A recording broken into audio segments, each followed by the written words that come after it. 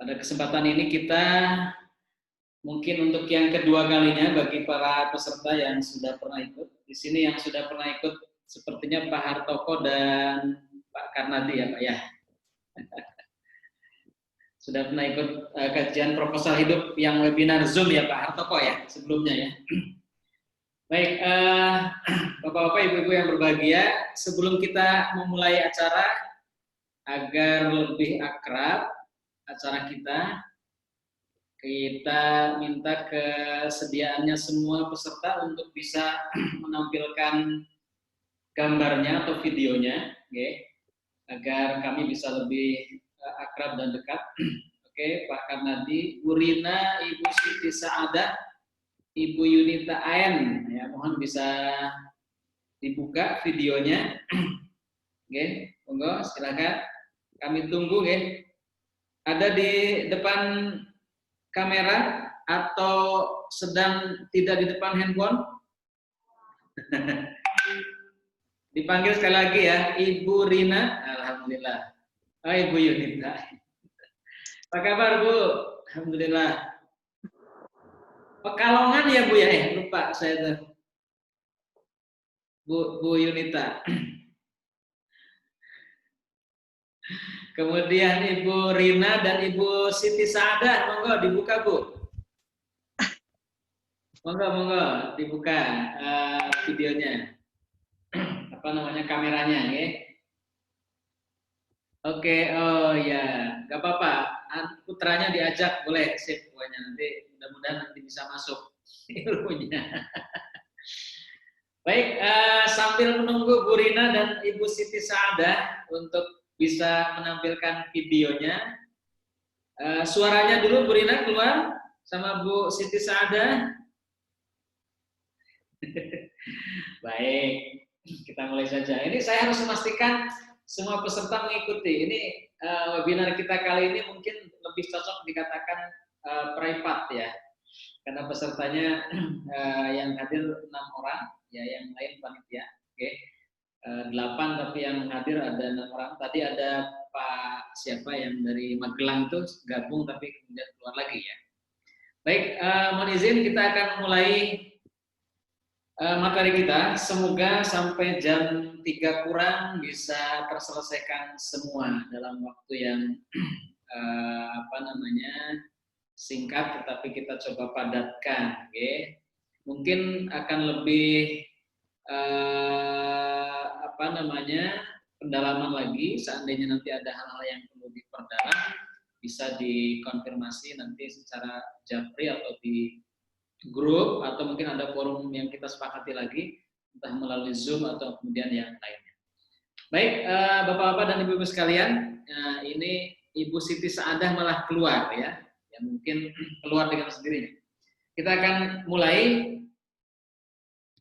Saya tampilkan slide-nya.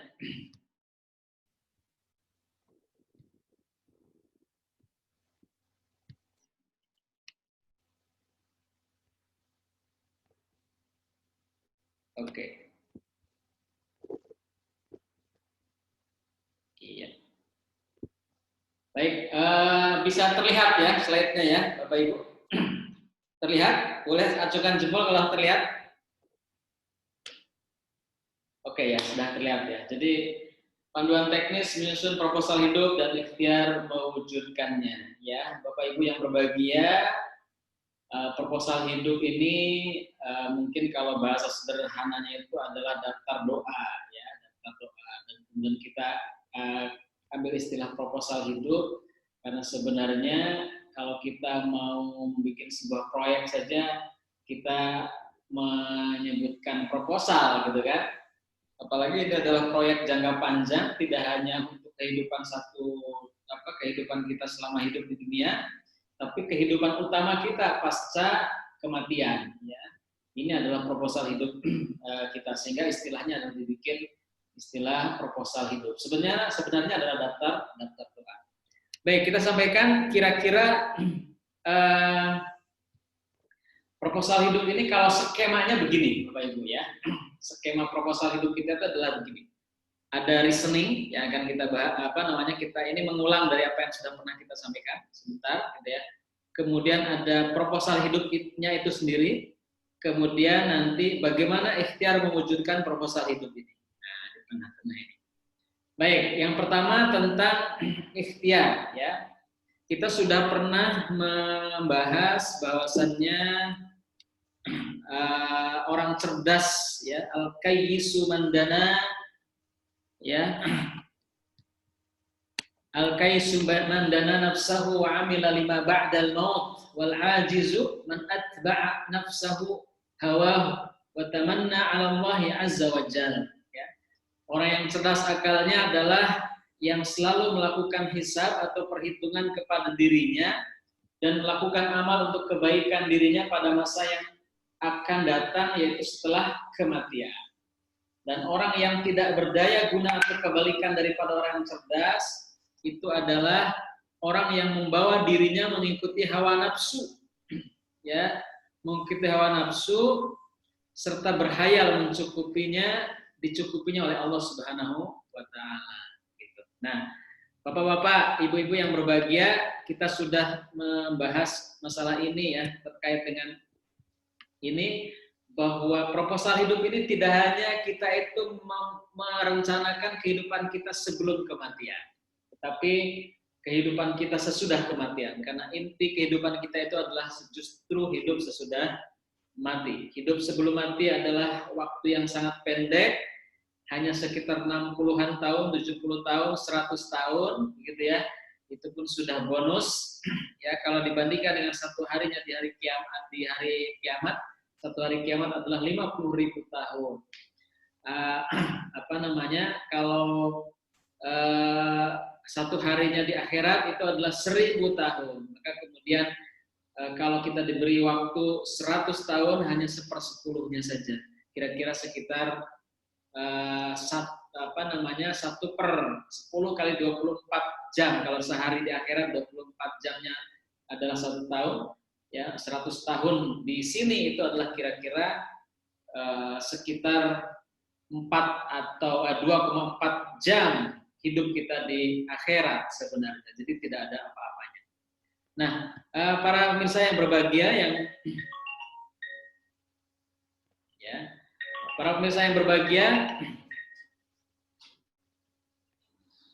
mohon maaf ada telepon masuk, ya.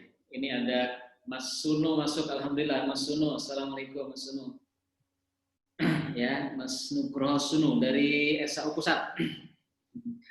Baik, pemirsa yang berbahagia, kita akan kemudian yang kedua, ya, bahwa ini kita juga reasoningnya adalah proposal hidup Nabi Ibrahim alaihissalam. Beliau adalah bapaknya para nabi, ya, di mana beliau memiliki keterbatasan pada saat diberikan usia yang sudah usia lanjut, ya, beserta istrinya, tapi tidak diberikan anak, ya, oleh Allah Subhanahu wa taala, belum dikaruniai anak, tapi sekali proposal hidup itu diterima oleh Allah Subhanahu wa taala, dikaruniai anak, dan anaknya itu dari dua istrinya itu adalah bakal daripada keturunan yang mana keturunan ini adalah menjadi orang-orang terbaik pilihan, yaitu adalah para nabi. Jadi para nabi setelah Nabi Ibrahim alaihissalam itu adalah keturunannya Nabi Ibrahim semua. Ini memberikan inspirasi kepada kita bahwasanya kita harus punya keturunan yang memiliki kapasitas sebagaimana doa yang sering kita minta kepada Allah, waj'alna lil muttaqina imama, gitu kan? Kita minta sebagai orang bertakwa diri kita dan keluarga kita ini, dan mereka adalah para pemimpinnya orang-orang yang bertakwa, ya. Kemudian para sahabat sekalian yang berbahagia, ya, juga bagaimana Nabi Ibrahim itu memiliki kota Mekah yang aman, ya, memiliki proposal hidup atau memiliki karya berupa kota Mekah, ya. Kota Mekah, kota yang tadinya tandus, kota yang tadinya minus, yang tidak ada apa-apanya, hanya bebatuan saja, bukan padang pasir, tidak ada air, tidak ada pohonan, tidak ada penduduk, tapi tiba-tiba kemudian dengan proposalnya beliau, kota Mekah menjadi kota yang sangat kaya raya, dengan orang-orangnya adalah orang-orang yang soleh dan soleha, gitu kan? kota yang sangat memberikan efek manfaat untuk seluruh dunia hingga hari kiamat. Nah, ini apa namanya inspirasi atau reasoning yang kedua. Reasoning ketiga dari proposal Nabi Ibrahim. Nabi Ibrahim adalah pemimpinnya para pemimpin, ya, pemimpinnya para pemimpin, ya, para pemimpin di bawah Nabi Ibrahim itu adalah anak dan cucu-cucunya itu para nabi, dan Nabi Ibrahim itu adalah pemimpinnya mereka semua, pemimpinnya para nabi tersebut, sehingga beliau adalah pemimpinnya para pemimpin. Ini proposal kita adalah kita juga minta kepada Allah agar kita ini menjadi pemimpinnya para pemimpin, ya, pemimpinnya anak-anak kita. Ya, atau kalau misalnya bahasa mudahnya lagi adalah pemimpinnya para pemimpin, pengusahanya para pengusaha, kemudian ulamanya para ulama, gitu kan, pejuangnya para pejuang dan seterusnya. Kemudian Nabi Ibrahim adalah dijuluki sebagai bapak tauhid sedunia, gitu kan. Beliau walaupun dilahirkan dari seorang ayah yang tokoh kesyirikan, dan pada umumnya kalau dilahirkan dari keluarga yang tokoh kesyirikan,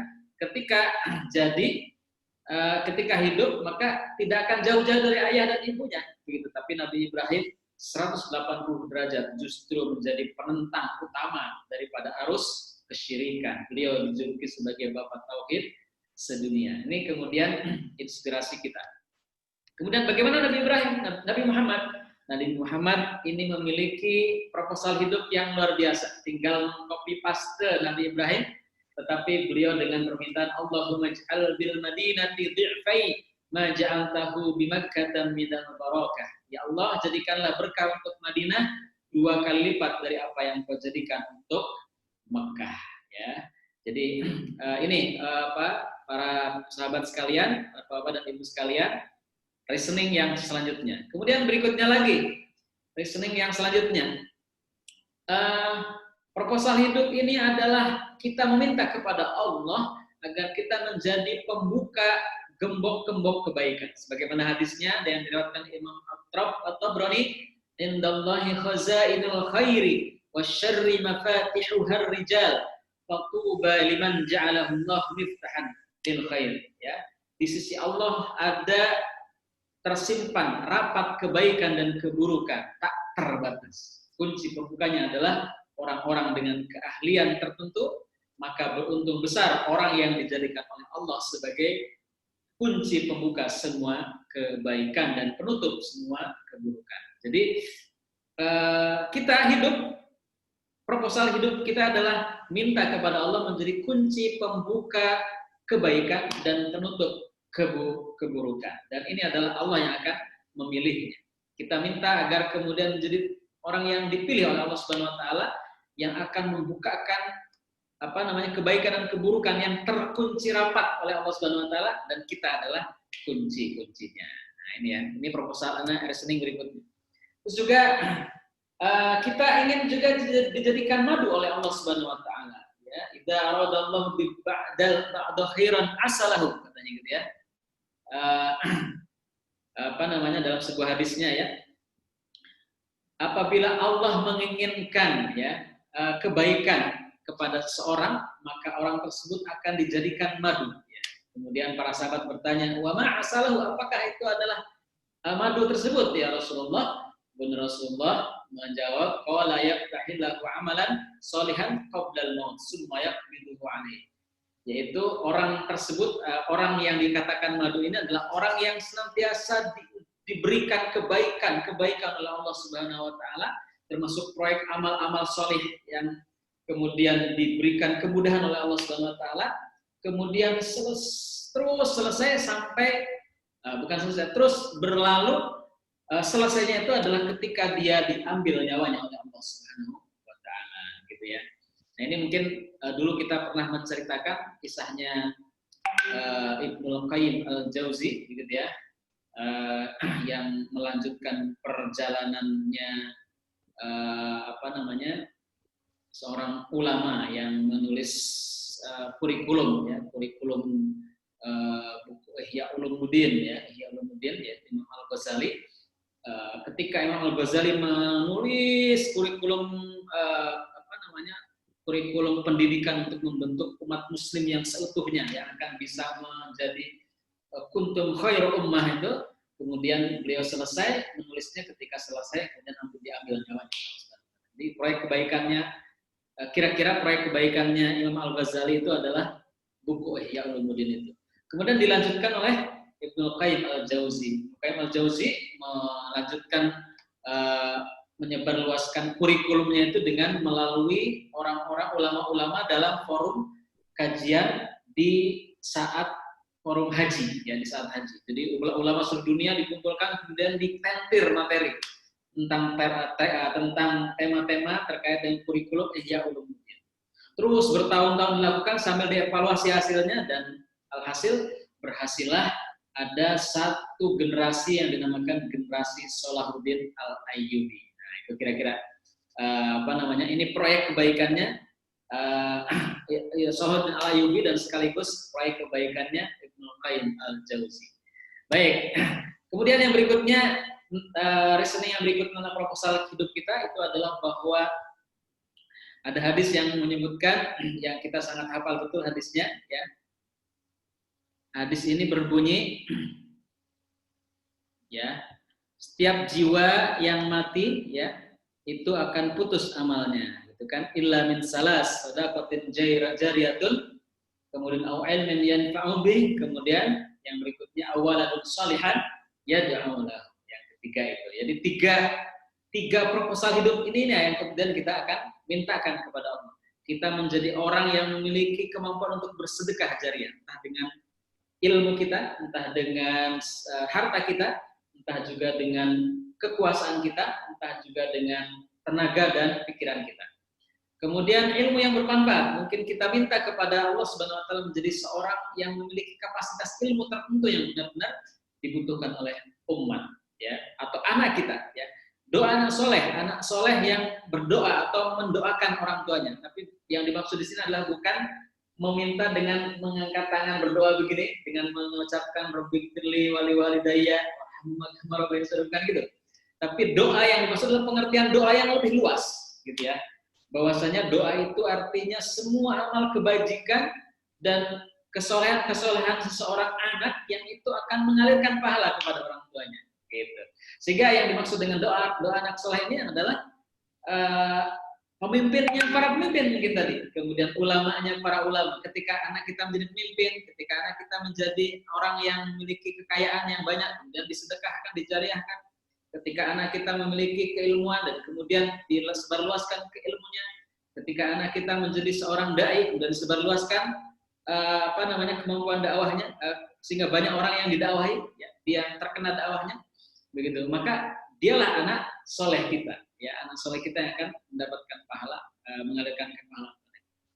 Nah, pada intinya bahwasannya proposal hidup kita dari reasoning ini itu adalah bagaimana kita minta kepada Allah agar kita mendapatkan pahala sebanyak-banyaknya, agar kita nanti di akhirat kelak timbangan amal kebaikan kita jauh lebih baik, lebih banyak daripada amal keburukan. Ya. Baik, pemirsa sekalian, bapak-bapak dan ibu-ibu yang berbahagia, ya, alhamdulillah ini terus bertambah, teman-teman. Ya, ini amal yang terputus. Nah, sehingga tadi kita sampaikan, bapak ibu yang berbahagia. Jadi kalau dari ini proposal hidup kita ini reasoningnya ya tadi udah tersampaikan ya, semuanya tersampaikan. Proposal hidup kita ini kira-kira terdiri dari, ya. Bagaimana kita mencantumkan dalam proposal hidup kita ini adalah kita minta menjadi seorang ulama atau pengusaha atau pemimpin. Bisa salah satu atau dua atau ketiganya. Ya. Kemudian kita minta skill dan ilmu tertentu yang sangat dibutuhkan oleh masyarakat. Gitu. Kemudian kita minta tentang satu kota pusat kebaikan dan perbaikan di mana kita berada di dalamnya. Entah kita menjadi seorang mungkin kepala daerahnya atau mungkin orang yang punya peran di situ sebagai apanya, gitu ya, dan seterusnya. Kemudian yang berikutnya adalah kita minta anak dan keturunan serta tetangga dan juga mungkin kader-kader kita. Ini mungkin yang dikatakan kader ini karena Rasulullah SAW itu kan agak sedikit berbeda dengan Nabi Ibrahim. Kalau Nabi Ibrahim itu beliau memproduksi anak dan keturunan yang akan melahirkan pahala yang mengalir terus-terus kepada Nabi Ibrahim. Tapi kalau Nabi Muhammad itu tidak hanya dari anak saja, karena setelah itu tidak ada nabi setelah Nabi Muhammad. Tapi Nabi Muhammad itu melahirkan kader-kader baru yang bukan dari rahim dan darah dagingnya Nabi Muhammad SAW. Munculnya para sahabat dan kemudian dilanjutkan dengan para ulama, para tabi'in dan seterusnya. Ini adalah hasil daripada proposal hidupnya Nabi Allah Muhammad Sallallahu Alaihi Wasallam. Baik, Bapak-bapak yang berbahagia dan ibu-ibu yang berbahagia, sampai di sini dulu ya. Kita akan masuk pada segmen kedua. Sebelum masuk pada segmen kedua, kita pastikan terlebih dahulu ya Bapak-bapak sekalian yang hadir di sini ya. Dari tadi ini ada Ibu Rina, kemudian Ibu Yuli Ihsani, boleh dibuka videonya Ibu? Ada Pak Nugroho Sunu, kemudian ada lagi Ibu siapa ini? Mohon bisa dibuka dulu videonya biar kita bisa perkenalan ya. Monggo silakan. My Komputer, siapa ini? My Komputer. Ada Pak Eko, kemudian Ibu Yuli Ihsani. Apakah sedang monitor Bapak Ibu sekalian mengikuti? Ya, itu segmen pertama bisa dipahami ya? Bisa dipahami ya? Jadi pertama ya, listening pertama materi kita adalah bagaimana kita beberapa dasar-dasar dari ayat-ayat dan hadis ya terkait dengan proposal hidup, karena proposal hidup yang kita ingin mintakan kepada Allah Subhanahu wa taala itu adalah sebagaimana referensi para nabi ya yang kita tampilkan di sini adalah Nabi Ibrahim dan Nabi Muhammad sallallahu alaihi wasallam. Oke. Baik, kita akan lanjut pada berikutnya, bagaimana cara menyusun proposal hidup? Ini tadi penafsiran daripada ini ya tadi ya, penafsiran dari hadis yang ini ya. Hal yang tak terputus itu kemudian menjadi 5 profesi yang menjanjikan, yaitu pejuang, pengusaha, pemimpin, ulama, orang tua. Atau kemudian pejuangnya para pejuang, pengusahanya para pengusaha, pemimpinnya para pemimpin, ulamanya para ulama, dan orang tuanya para orang tua gitu ya. Baik, sahabat sekalian, bapak-bapak dan ibu sekalian, kita akan masuk pada bagaimana cara menyusun proposal hidup. Ya, ini yang pertama kita mungkin perlu menyusun dulu proposal hidup kita sesudah kematian. Ini dalam hal ini memang ada banyak versi, ada 2 versi paling tidak ya. Versi yang kita minta kepada Allah itu adalah kita udah kersane Gusti Allah saja, saya minta yang terbaik kan gitu ya. Kita tidak ngarani dan seterusnya. Terus ada yang model kita memang didetailkan seperti ini. Tujuannya bukan berarti kita itu sedang mendikte Allah Subhanahu wa taala ya, bukan. Tapi kita sedang mengafirmasi kebaikan-kebaikan. Ya, karena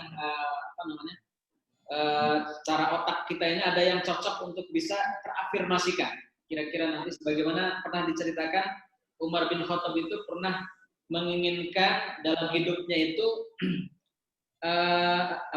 pada saat nanti di akhirat gitu ya, mendapatkan bidadari gitu ya, yang karakteristik bidadarinya itu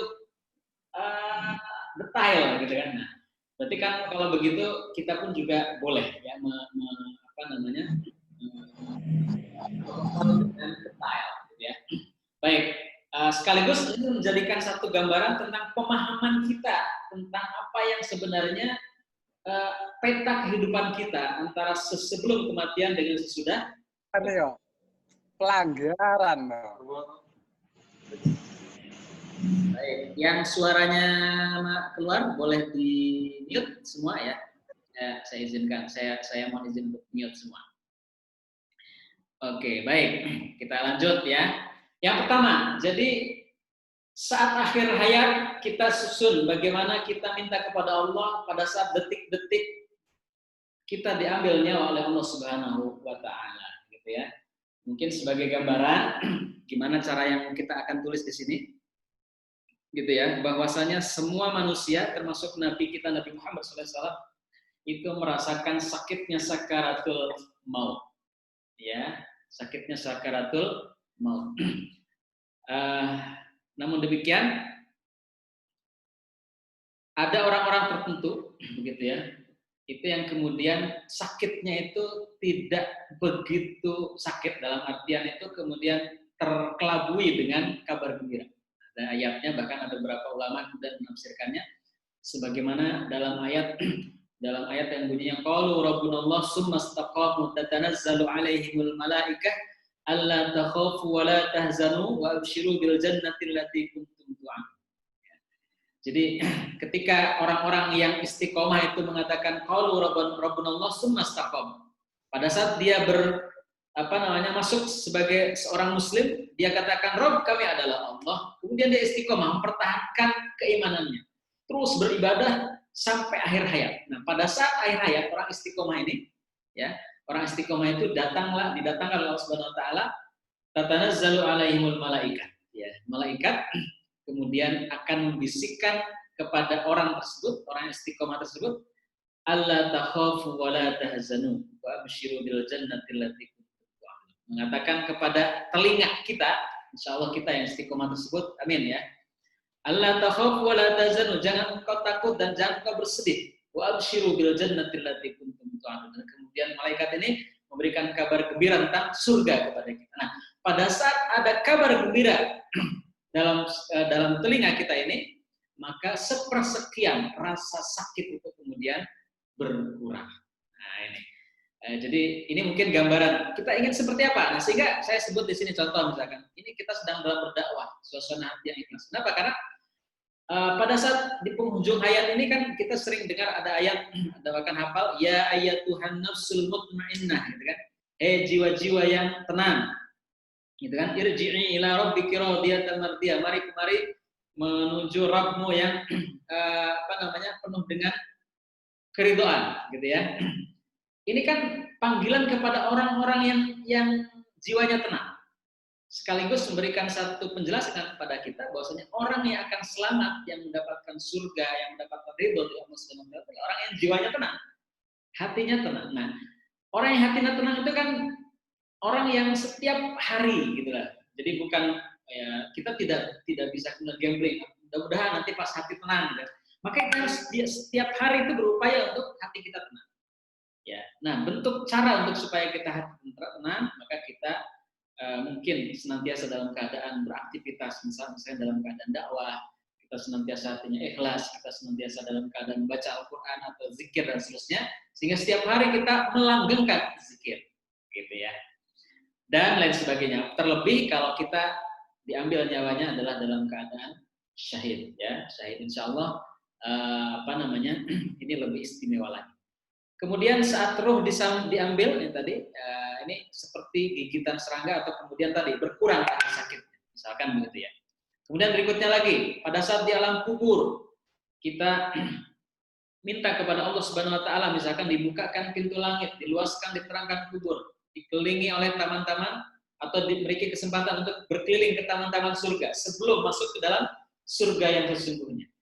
Ada hadisnya, ada ayatnya, mungkin nanti silakan dibuka-buka ya. Yang jelas orang yang dalam kuburnya sempit, kemudian gelap, gitu ya. Ini adalah orang yang memang sejak awal dalam kehidupannya saja sudah terasa ketika dicabut nyawanya. Ketika diambil ruh itu, ketika diambil nyawanya oleh Allah Subhanahu wa taala melalui malaikat itu. Kemudian orang tersebut, mudah-mudahan kita bukan termasuk dalamnya ya, itu ditaruh di atas kain yang sangat kasar, kemudian busuk baunya, ya, kemudian naik terus ke langit dipertemukan dengan Allah, tapi kemudian di tengah perjalanan itu kemudian para malaikat bertanya, gitu ya, sambil digunjing, ini siapa sih, gitu kan.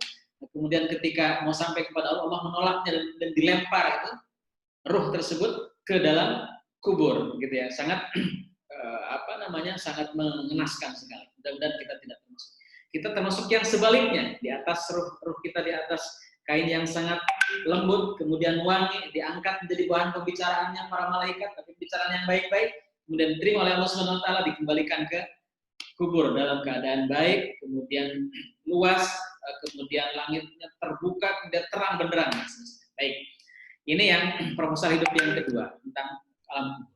Di saat hari kebangkitan, setelah alam kubur kita merasa tidur nyenyak, kemudian kita dibangkitkan oleh Allah Subhanahu wa taala. Ya. Orang yang beriman, insya Allah kita ya itu adalah dibangunkan seperti tidur pulas, kemudian bangun dalam keadaan terasa tidak gaduh. Dan kemudian di padang mahsyar kita minta kepada Allah Subhanahu wa taala, dicari Rasulullah misalkan mendapatkan naungan karena berlinangan air mata saat mengingat Allah misalkan, karena ada hadisnya ya. Atau naungan karena kita sebagai seorang pemuda ya. Atau naungan yang senantiasa kita hatinya terpaut dengan masjid dan lain sebagainya. Silakan nanti dibaca hadis-hadis dan beberapa keterangan tentang bagaimana supaya kita bisa nyaman di padang mahsyar. Kemudian berikutnya lagi ada alam syafaat, ya kita ingin mendapatkan syafaat misalkan karena mencintai Rasulullah dan juga dengan syafaatnya Rasulullah dan syafaatnya Al-Quran. Kemudian kita minta juga masuk surga tanpa hisab, di alam hisab kita tanpa hisab, termasuk salah satu orang dari 70.000 yang masuk surga tanpa hisab. Amin ya rabbal alamin. Ini kemudian kita harus mengilmui juga masalah ini ya. Kemudian dia pada saat pembagian catatan kita minta kepada Allah menjadi orang yang ashabul yamin, yang catatannya diberikan dari kanan depan, ya, bukan dari kiri belakang, kebalikannya. Kemudian juga kita minta menjadi orang pada saat mizan itu menjadi paman sakulat mawazinu, jadi timbangan yang lebih berat daripada yang buruk kebaikannya. Kemudian nanti kita pada saat melewati telaga Kausar kita minta dilewatkan kepada telaga Kausar dan kita bisa mereguk satu tegukan air yang akan yang menyebabkan kita tidak akan dahaga selama-lamanya. Kemudian juga ada ujian terakhir sebelum kita itu melewati jembatan Shiratal Mustaqim, ya, dan kemudian masuk ke dalam surga. Itu adalah ujian di mana kita benar-benar beriman atau tidak, itu dengan kita nanti apakah benar-benar kita bisa sujud ataukah tidak ketika diperlihatkan betisnya Allah Subhanahu wa taala. Ini mungkin nanti lebih jelasnya lagi nanti bisa dipelajari dalam beberapa ayatnya terkait dengan ini. Nah, selanjutnya adalah saat di akhirat saat di Shiratal Mustaqim atau di jalan di jembatan Sirat, kita minta supaya dilewatkannya secara cepat kilat seperti kedipan mata atau kemudian dengan jalan yang seolah-olah terbuka lebar dan kemudian saat di surga kita minta surga Firdaus penuh kenikmatan bersama orang-orang yang berjaya. Nah ini Bapak sekalian, jadi ini kira-kira susunan proposal hidup sesudah kematian. Nah, ini nanti bisa disusun sendiri ya, susun sendiri. Nanti kita share ya ininya, worksheet-nya ya, worksheet-nya. Nanti mungkin silakan diperjelas dengan tanya jawab. Baik, lanjut. Sekarang kita akan menyusun proposal hidup, yaitu saat sebelum kematian, di mana ini akan sangat terkait dengan proposal hidup kita sesudah kematian. Oke, sampai di sini dulu mungkin bisa diterima dan bisa dipahami ya, para pemirsa sekalian. Bisa ya? Oke, saya lihat dulu ini beberapa komen yang muncul ya. Ada oke, Pak. Oh ya, ada yang main komputer pakai CPU tidak ada kameranya katanya gitu. Kemudian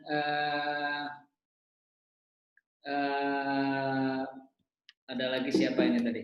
Ya baik, para sahabat sekalian yang berbahagia, kita lanjut ya. Masih ada 2 segmen materi yang kita akan coba masuk, yaitu tentang bagaimana teknis menyusun proposal hidup ya untuk hidup sebelum kematian. Nah ini yang mungkin bisa jadi yang cukup menarik ya, karena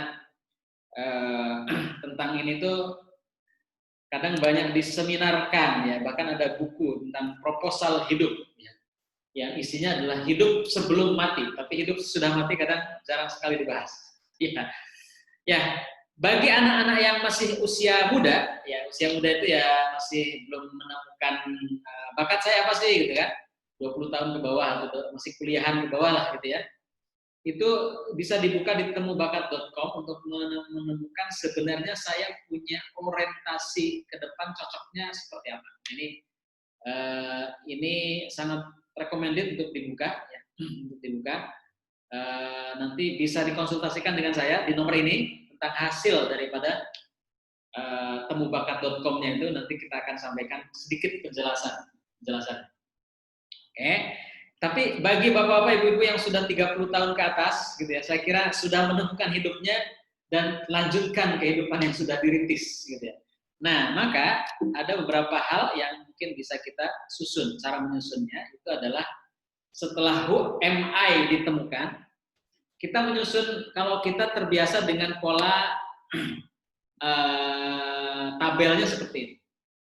Ada kolom ruang lingkup, ini ya. Ada kemudian sebagai, ada target maksimal. Ini saya sekalian tampilkan contoh yang, ya contoh sederhana, tapi ini yang lama pada saat umroh saya pertama dulu. Ya. Jadi misalkan proyek pekerjaan pertama, proyek pekerjaan kedua. Ya, ini misalkan komisaris PT Rubaiyat Indonesia. Kemudian sebagai apa lagi? Misalkan peternak kambing. Ya.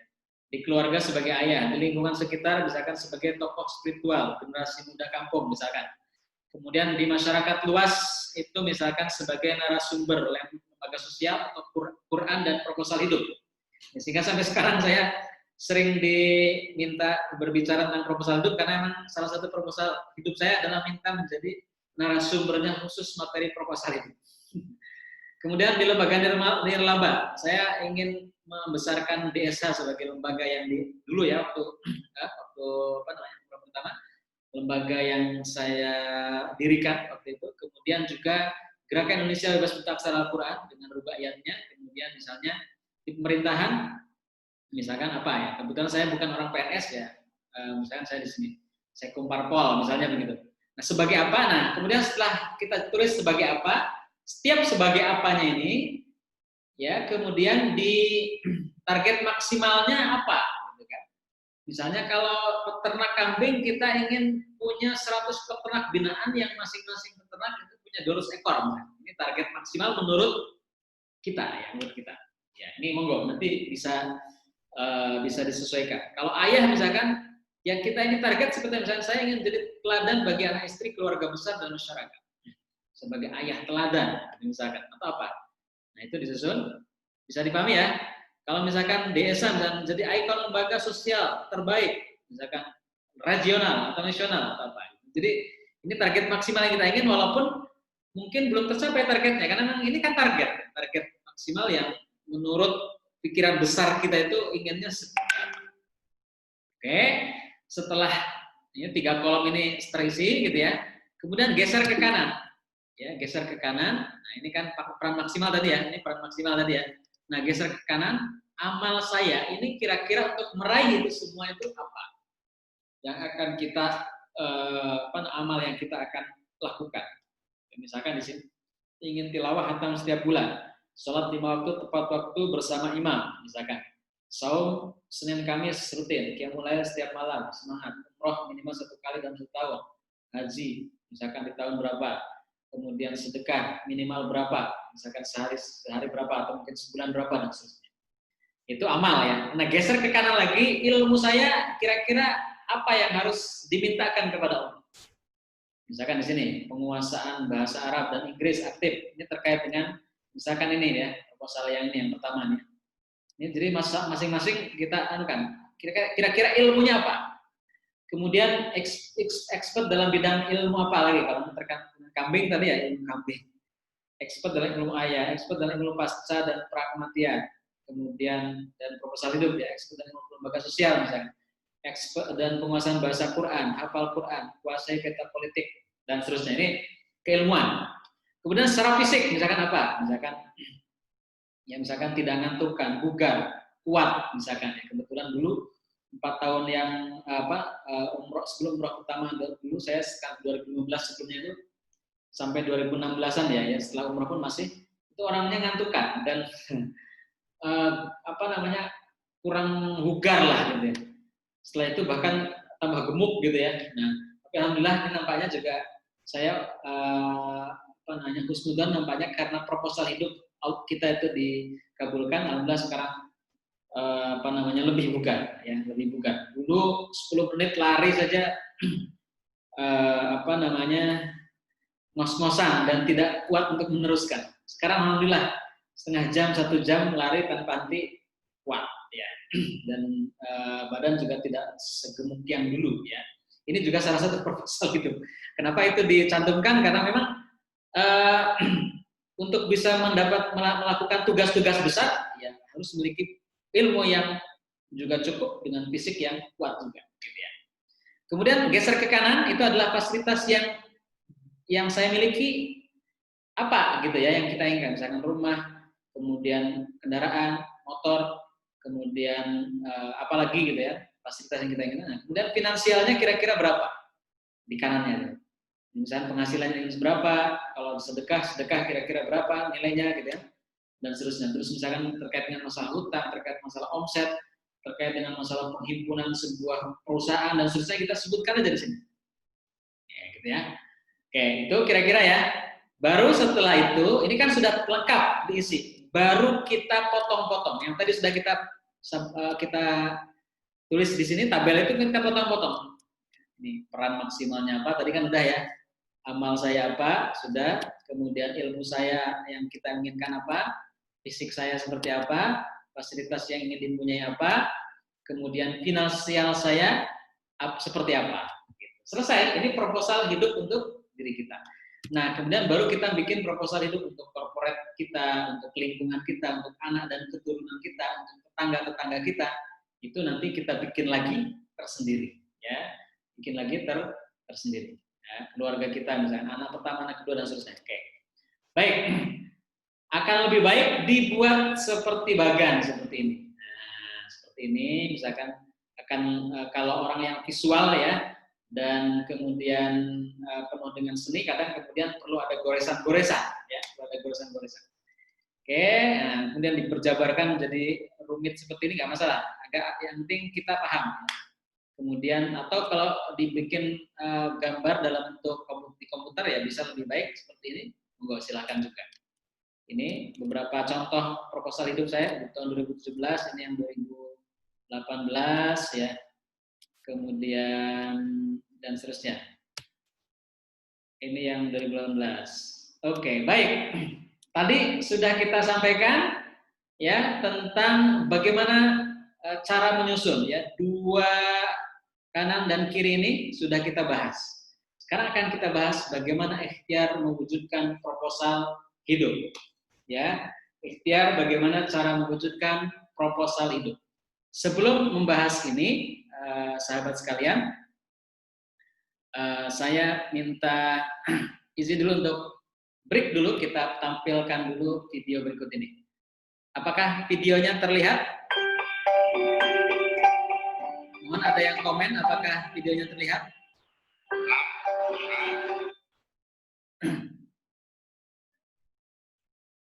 Bisa minta tolong ditulis di chat, apakah video ini terlihat?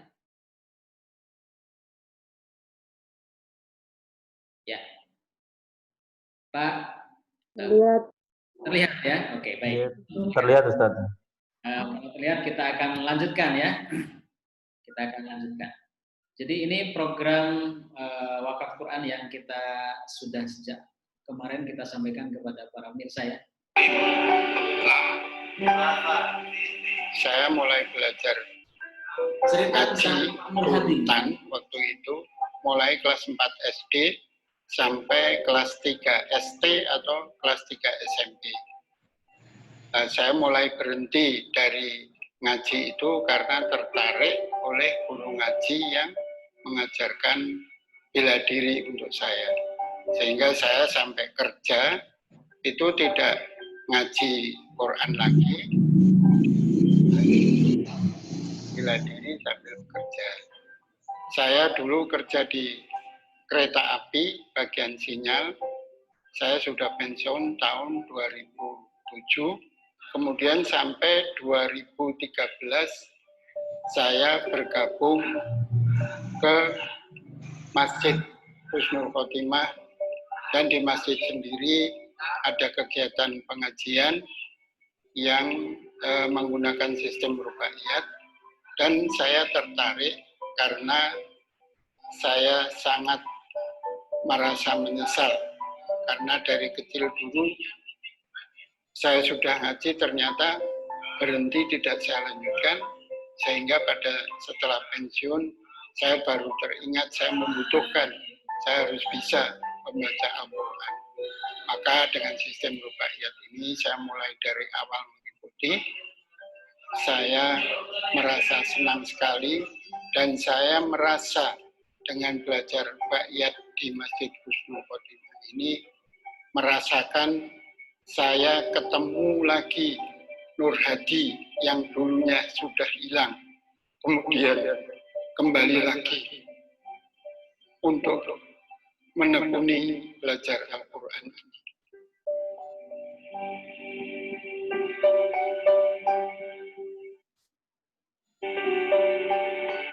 Ya, Bapak Ibu yang berbahagia, demikian tadi video singkat ya, cerita salah satu murid ngaji, dan ini salah satu proposal hidup saya dan teman-teman di Rubaiyat, bahwa kita sedang ada proyek pemberantasan buta aksara Al-Quran ya. Kemudian di setiap desa ada guru ngaji 1 atau 2 orang yang sedang kita garap dari Klaten, Boyolali, Sukoharjo ya. Kemudian Jogja, Magelang, dan insya Allah akan terus berkembang ke beberapa kota yang lain. Kalau rubaiyatnya alhamdulillah sudah ada di Bandung, di Jakarta, di Surabaya, Jawa juga sudah. Nah, kita untuk membumikannya Al-Quran, di mana ada 60% masyarakat Muslim yang tidak bisa baca Al-Quran ini, kita sebar, kita rekrut guru-guru ngaji, dan semuanya kita gratiskan metode ini kepada masyarakat umum yang terutama tidak memiliki kemampuan untuk mengeluarkan biaya, termasuk kita berikan Al-Quran bagi orang yang sudah lulus membaca Al-Quran dengan metode rubaiyat. Nah, ini Pak Nur Hadi, ini salah satu murid ngaji kita yang sudah lulus dan kemudian wisuda, dan pada saat wisuda beliau merasa sangat terharu dengan temunya lagi Nur Hadi yang dulu, yang katanya sudah pernah baca Al-Quran, kemudian sudah pernah belajar Al-Quran, kemudian baru tua ini kemudian ketemu lagi dengan Al-Quran dan bisa Al-Quran. Kami metode kita rubaiyat ya. Ya, nanti silakan Bapak Ibu sekalian. Jadi wakafnya Al-Quran yang Bapak Ibu wakafkan, entah dalam bentuk nilai uang yang 1 Quran 110.000 atau mungkin kurang atau lebih, itu nanti akan kita gunakan untuk berbagi Al-Quran kepada murid-murid ngaji kita yang akan belajar ngaji. Banyak bapak-bapak dan juga anak-anak. Mereka sudah lulus, kemudian kita berikan Al-Quran besar sebagaimana tadi dalam video. Baik. Demikian Bapak Ibu ya. Kita akan kembali kepada materi kita. Oke. Masih ada waktu kira-kira sekitar 4 jam. Ya, untuk kita sampaikan materinya. Ya, Bapak Ibu, ini yang tengah yang akan kita bahas. Jadi, bagaimana ikhtiar mewujudkan proposal hidup kita? Yang pertama itu adalah kita perlu pahami dulu polanya. Pola proposal hidup kita itu terwujud, gitu ya. Ini yang kemudian perlu kita pelajari. Jadi ini ya kira-kira ya. Pola merealisasikan proposal hidup ini adalah, jadi ini proposal hidup atau goal kita, gitu ya. Goal kita adalah proposal hidup. Kemudian ini kita, gitu ya. Bagaimana cara merealisasikannya adalah, nah kita akan menuju ke sini kan, ya, menuju ke sini. Tapi jangan salah, jangan ujuk-ujuk tidak kita ingin menuju ke situ, tapi prosedurnya kita tidak lakukan. Prosedurnya adalah pertama, proposal hidup dibuat dulu, ya. Terus kemudian proposal hidup ini kemudian kita mintakan kepada Allah. Ini yang pertama kita lakukan. Jangan kesusu kemudian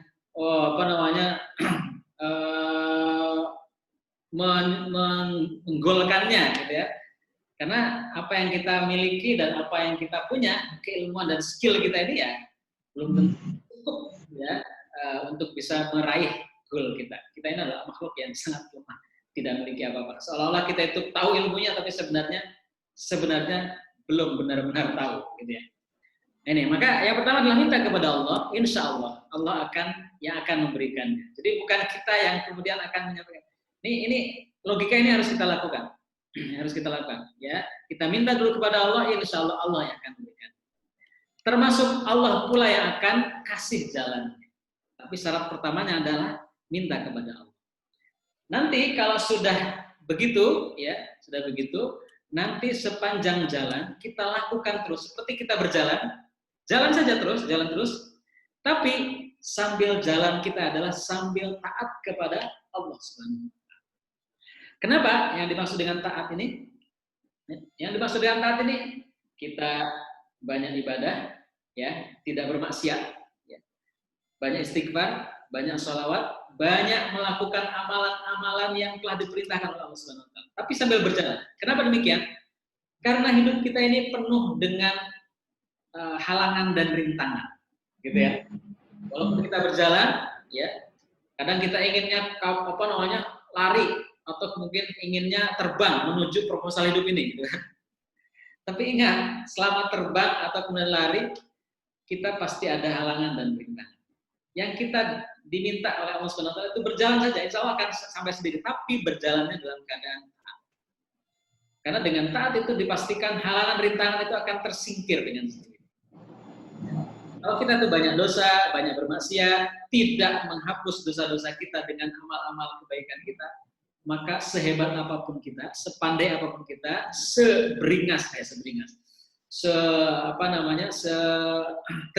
terengginas apapun kita, ya, tidak akan bisa sampai, ya, tidak akan bisa sampai, gitu ya. Karena yang akan kita minta adalah bagaimana Allah menunjukkan jalannya. Maka ini adalah taat ini penting. Kita sering menemukan ya, ada orang yang pandai berbusa, gitu kan, dengan kepandaiannya ketika berbicara, dengan analisanya yang begitu hebat dan seterusnya. Tapi dari dulu sampai sekarang begitu-begitu saja, misalkan. Atau kemudian apa yang dia inginkan itu tidak tercapai-capai, gitu ya. Atau tercapai tapi sebenarnya semu, gitu ya. Di balik itu ada banyak sekali masalah yang begitu berat, gitu ya misalkan. Ini yang kita inginkan bukan begitu.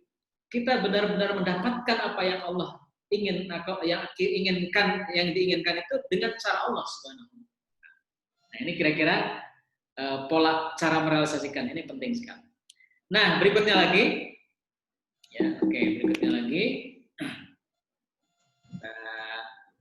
Nah, baru yang kedua kita pahami tentang bagaimana kita setelah kita taat, gitu ya, kita lakukan juga menjadi seorang yang memiliki nilai tawar di mata Allah Subhanahu wa taala dengan nilai tawar yang tinggi. Supaya Allah benar-benar memberikan apa yang kita minta itu dengan excellent, dengan baik, atau paling tidak ya dengan Allah benar-benar memberikannya kepada kita. Maka kita harus naikkan nilai tawar kita. Semakin tinggi proposal hidup kita, maka nilai tawar kita harus juga semakin. Nah, bagaimana cara menaikkan nilai tawar kita? Ya. Salah satunya, banyak sebenarnya. Salah satunya ada amal-amal istimewa yang kita harus siapkan dan harus menjadikan diri kita menjadi kualitas ini adalah materi SHU ya, Bapak sekalian yang kita sampaikan ini. Sekolah Haji dan Umroh. Insya Allah suatu saat kita akan jelaskan tentang SHU. Ya, jadi salah satunya adalah meningkatkan kapasitas kita sebagai seorang yang berkualitas dalam hal sholat, gitu ya. Jadi orang yang berkualitas dalam sholat. Ada banyak ayat dan hadis terkait dengan sholat ini menjadi ukuran daripada kualitas seseorang, ya. Jadi salah satunya adalah ini. Salah satu kualitas sholat terbaik seorang itu adalah barang siapa sholat karena Allah selama 40 hari berturut-turut berjamaah dengan takbiratul ihram bersama imam, ya, maka dia akan dibebaskan dari api neraka dan bebas dari sifat munafik. Ini luar biasa. Excellent. Orang yang memiliki kualitas yang luar biasa.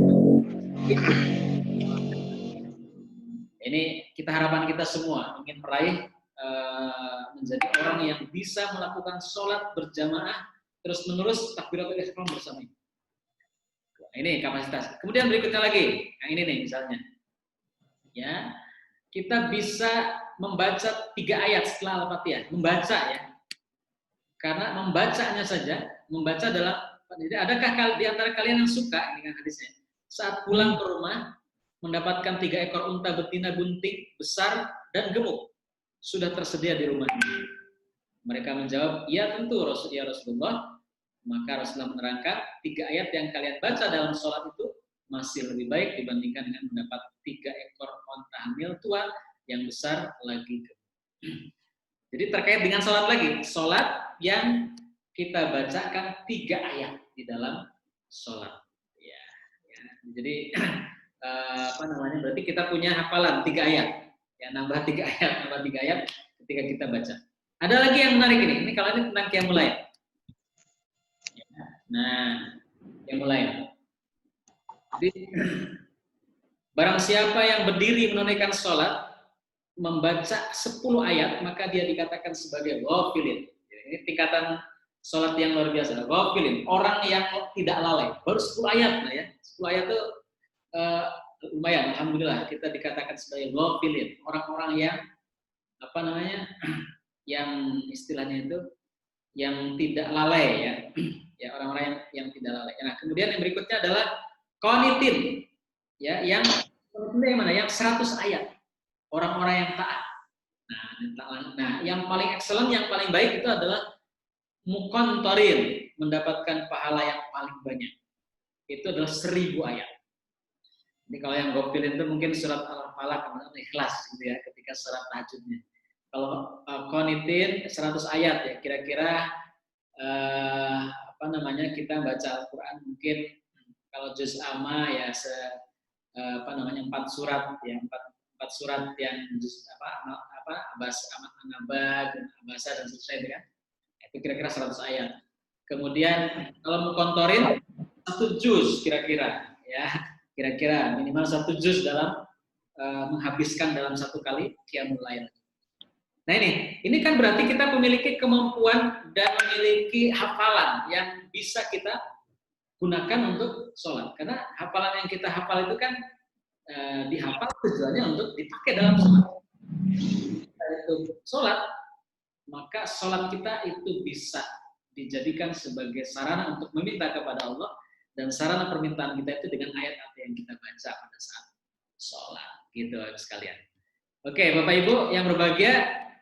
Nah, itu yang kedua. Dan yang ketiga, terakhir, untuk bisa merealisasikannya setelah kita menaikkan nilai tawar kita di hadapan Allah Subhanahu wa Ta'ala dengan cara-cara seperti tadi, salah satunya ya, ini kita tampilkan salah satu, ada banyak yang lain, yaitu adalah kita mintakan proposal hidup kita di tempat dan waktu mustajab. Ya, ini kita masuk sedikit.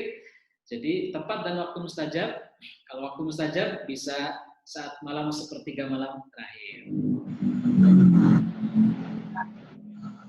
Sebelum antara khotib, duduk di antara 2 khotib, ya, khutbah gitu ya, atau kemudian di sore hari dari Jumat, ya, atau kemudian antara adzan dan iqamah, gitu ya, itu juga waktu mustajab. Kemudian kalau tempat dan waktu mustajab itu pada saat umroh dan haji, ya. Terutama kalau haji pada saat di padang Arafah, ya, padang Arafah, di antara waktu zuhur sampai maghrib, itu adalah waktu yang sangat mustajab untuk kita tumpahkan proposal hidup kita. Nah, untuk sesi tentang haji dan umroh, insya Allah ini akan sebagai penguat kita benar-benar harus mengupayakan bisa melakukan umroh dan haji. Bagi yang sudah melakukan umroh, boleh kita lakukan berulang kali. Insya Allah ini ada kabar baik, sudah dibuat. Ya, nanti kita tunggu saja bagaimana mulai masyarakat Indonesia bisa berumroh, ya, mulai kapan, ya. Cuman ada kemarin informasi, bahkan sudah viral di media, umrohnya sudah. Baik, pemirsa sekalian, demikian tadi uraian kita tentang bagaimana kita menyusun proposal hidup dan bagaimana cara mewujudkannya. Oke, mudah-mudahan ada ilmu yang bisa diterima oleh para sahabat dan Bapak Ibu semuanya. Untuk selanjutnya silahkan kembali kami minta Bapak Ibu untuk bisa membuka kembali videonya, ya, buka kembali videonya. Ya, silakan untuk ya, bagi yang belum terbuka videonya, ya, Ibu Rina, Pak Eko, monggo. Ibu Sunarti baru gabung, ya. Sambil bila ada yang mau ditanyakan silakan, tapi jangan susah-susah pertanyaannya ya. Monggo nih. Sambil kenalan ya. Kalau Pak Yuli ini kan saking pun ini Pak Yuli Ihsani.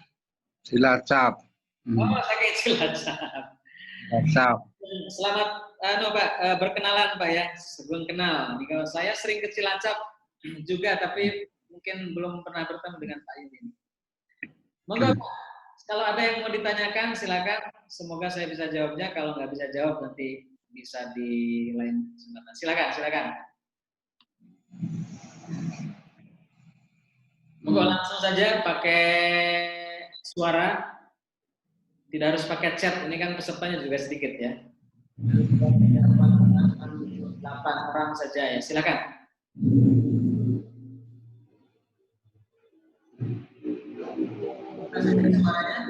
Kira-kira apa yang disampaikan bisa diterima, Bapak Ibu? Bisa diterima dengan baik? Bisa. Bisa ya. Ada yang kira-kira menjadi suatu hal yang baru bagi jenengan, alhamdulillah ya. Jadi kira-kira itu mungkin ini materi-materi ini terus terang jarang sekali dan khusus sesi ini baru sekarang kami sampaikan ya. Di tempat lain terus terang kita sampaikan ya. Mudah-mudahan ada manfaatnya. Moga Ustadz Karnadi dari Bayat Klaten. Moga silakan. Assalamualaikum warahmatullahi wabarakatuh. Assalamualaikum warahmatullahi wabarakatuh. Ya, jazakallah pada Ustaz Tata yang sudah memberikan pemaparan yang sudah sangat detail.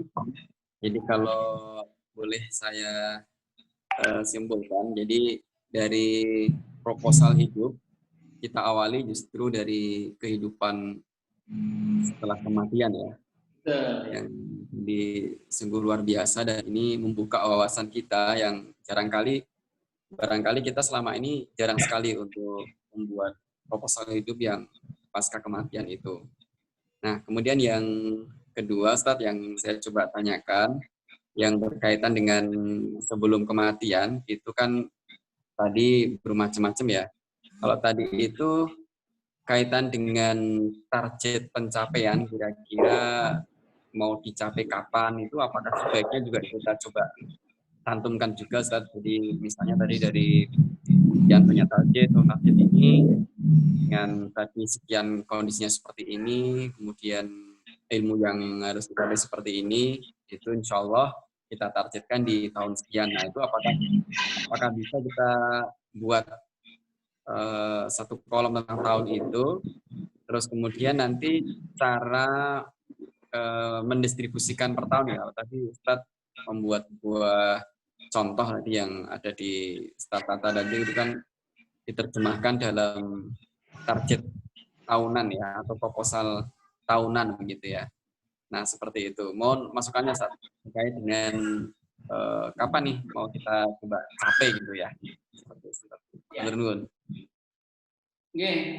Boleh Ustadz. Karena nanti untuk melakukan itu tidak ada masalah. Boleh juga tidak dicantumkan juga boleh. Cuman bagi orang-orang yang profesional biasanya lebih memilih ya untuk dicantumkan biasanya gitu. Oke. Jadi agar kemudian kita punya guidance waktu yang kita rancang gitu ya. Dan kita bisa tarik mundur, Nah, adapun nanti hasilnya ternyata meleset, ya itu udah urusan Allah lah ya. Allah. Jadi agar kita bisa kan gini, bedanya kalau kita tidak menarget waktu ya. Kalau menarget waktu kan bisa ditarik mundur sehingga kalau misalkan setahun depan, berarti bulan ini apa, bulan kedua apa, bulan ketiga apa kan gitu. Nanti breakdown lagi per hari dan seterusnya itu kan lebih bagus lagi gitu kan. Sebagaimana kita kemudian bikin rancangan program kerja dalam usaha atau perusahaan atau organisasi ya. Nah itu lebih bagus lagi. Kalau tadi yang kita sampaikan kan global ya. Nah global itu kita breakdown lagi sehingga bahkan nanti kalau mau ada pengembangannya itu ada tentang BRM ya, business roadmap Ya, jadi setiap perancangan kita, tema proposal hidup kita, kemudian roadmap-nya seperti apa? Misalkan tentang lembaga, tentang perusahaan, tentang usaha yang satu, itu roadmap-nya seperti apa? Tentang pembentukan anak saya yang pertama, misalkan roadmap-nya mau seperti apa, gitu kan? Anak saya yang kedua, roadmap-nya mau seperti apa, gitu misalnya. Itu ada ilmunya tersendiri terkait dengan masalah membuat roadmap atau bisnis roadmap istilah kita. Nanti setelah roadmap itu ada lagi nanti kalau dikaitkan dengan pekerjaannya orang Pak Karnadi kan SDM ya, nanti ada 40X ya Pak Karnadi. Kalau saya biasanya pakai 40X ya. DX pertama, DX kedua, DX ketiga, DX keempat, gitu kan. Kalau DX ketiga itu nanti seperti SOP. Jadi hari ini ya SOP apa namanya? Kayak performance indikator ya, KPI-nya apa gitu kan. Itu lebih bagus lagi tuh. Mantap gitu. Cuman kadang kan kalau pada saat kita berdoa kepada Allah itu kan tidak akan dibaca semua. Tapi kalau kita sudah mencantumkan rangkai itu semua, nanti biasanya sudah terbayang di situ dan kita membacakan atau menyampaikan deklamasinya, urutan kalimat lebih menjiwai karena kita benar-benar seolah sudah mulai merasakan apa yang akan kita minta. Kira-kira begitu mungkin kalau untuk khusus orang-orang seperti saya gitu ya, itu memang butuh untuk disusunkan secara detail gitu. Tapi tidak semua orang sama gitu misalkan. Jazakallah Ustaz. Monggo yang lain silakan jika ada lagi. Ibu Rina mau bertanya silakan. Jangan lupa videonya dikeluarkan Ibu.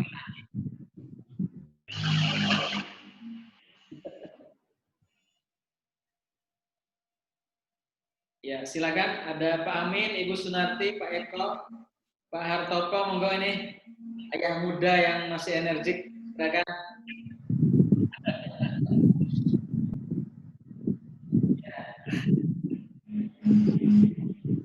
Ini Pak Karnadi masih di Jogja atau udah dibayar ini? Ini dibayar Ustaz. Oh, udah dibayar. Iya. Untuk PDHI itu siapa? Kira-kira jenengan. Oke. Cukup jelas? Monggo kalau masih ada pertanyaan. Oke, sambil menunggu pertanyaan ya. Tadi yang kami sebutkan tentang program wakaf ini, ya. Nanti kita akan sharekan melalui Pak Hasan Ali untuk linknya, entah rekening atau hanya bapak-bapak dan ibu-ibu akan berwakaf Quran untuk, ini beda ya, wakaf Qurannya ini memang diberikan kepada orang yang baru saja bisa baca Al-Quran. Baru saja bisa baca Al-Quran, kita memberikan support mereka dalam bentuk Quran besar, ya, supaya mereka benar-benar bersemangat baca Al-Quran. Tidak hanya ditaruh di masjid, kemudian yang baca sembarangan, yang baca tapi ini ada diberikan kepada murid-murid ngaji yang baru saja bisa membaca. Gitu. Nah ini, dan mereka adalah para murid-murid ngaji yang kebetulan belajar bersama dengan guru ngaji kita di kampung-kampung ini. Ada banyak hal yang menarik Bapak Ibu sekalian. Ternyata mengajar ngaji Quran atau orang-orang yang tadinya tidak bisa baca Al-Quran dan bisa baca Al-Quran itu, ini baru baca Quran ya, apalagi tadi kita bicara tentang Quran kemudian dipakai dalam sholat, hafal 3 ayat, hafal 10 ayat gitu kan, hafal 100 ayat, 1000 ayat, itu luar biasa lagi. Ini masih mendapatkan cerita dari mereka-mereka yang tadinya tidak bisa baca Al-Quran kemudian bisa baca Al-Quran saja, itu keajaibannya luar biasa. Jadi kita katakan kesimpulan kita ini, ketika kita ngajarkan Quran kepada mereka itu, sebenarnya kita sedang menemukan atau mempertemukan kehidupannya mereka. Yang tadinya, mohon maaf, hidupnya nggak pernah ke masjid, jadi ke masjid, nggak pernah ke pengajian, jadi pengajian, yang tadinya utang nggak lunas-lunas, menjadi lunas, gitu kan. yang tadinya kerah dengan istri dan keluarganya itu menjadi rukun. Ini menemukan kehidupannya. Itu luar biasa. Kemudian lebih baik banget itu. Baru membaca. Dan yang dia baca, mereka baca belum paham. Ya. Kebanyakan orang baca Quran belum paham apa yang dibaca. Tapi luar biasa. Ini karomah dan rahmatnya Allah dari Al-Quran. Ya, ketika ada kita di antara kita, mereka baca. Dan sendirinya pahala tidak, dan kebaikan tidak hanya mengalir kepada orang yang membaca. Insya Allah mengalir juga kepada kita. Insya Allah ya. Mengalir kepada orang yang bersedekah untuk mensupport mereka membaca Al-Quran, gitu, Bapak sekalian. Oke, mungkin saya berikan kesempatan lagi satu kali jika ada yang mau bertanya. 1, 2,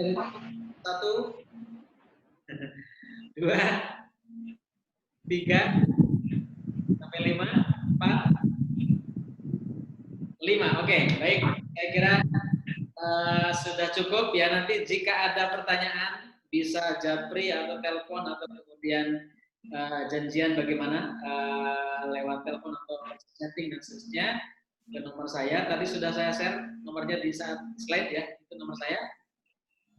Saya kembalikan kepada Pak Hasan Ali selaku pembicara. Jadi saya mohon maaf bila banyak. Wassalamualaikum warahmatullahi wabarakatuh.